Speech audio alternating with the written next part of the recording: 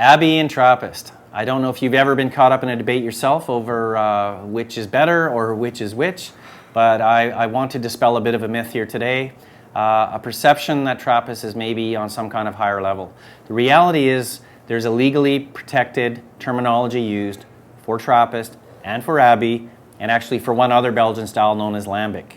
But Abbey Trappist is essentially, in style sense, really the same thing. What it means is that the beer was at one time made in a monastery by monks, and after the two world wars of the last 100 years, many of the breweries in Europe and in Belgium particularly were destroyed. The decision to rebuild, quite simply, would have been, if build, yes, do I build it in the monastery grounds, or do I build it across the road in a farmer's field, or do I brew it down the road in the nearest town 5 kilometers away? And the reality is, technically speaking, the 7 remaining Trappists today are still brewed on the monastery grounds. Abbey beers, of which there are legally 22 such breweries now in Belgium, are all brewed off the monastery grounds in various scenarios.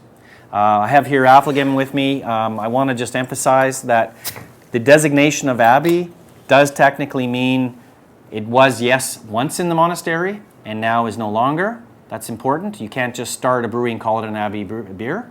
And that is why it is legally protected. And so the point is, in keeping with the Belgian brewing philosophy of variants of style and unique styles and experimental styles, the Abbey Trappist as a style is really the same thing. The technicality is, where is the brewery located today?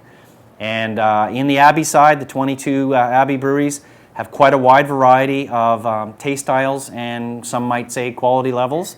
And the same could be said about the Trappist side. So really, I think the best recommendation is to look at Abbey Trappist really as one thing. The only important distinction is where it's being brewed. So, same quality ingredients.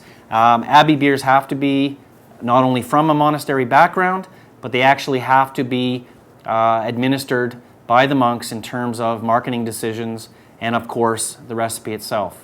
Abbey beer is made with the very same pure ingredients as it ever always was. I can say that for certain about Affligem. It is a 4-ingredient beer. It is a beautiful top fermented beer.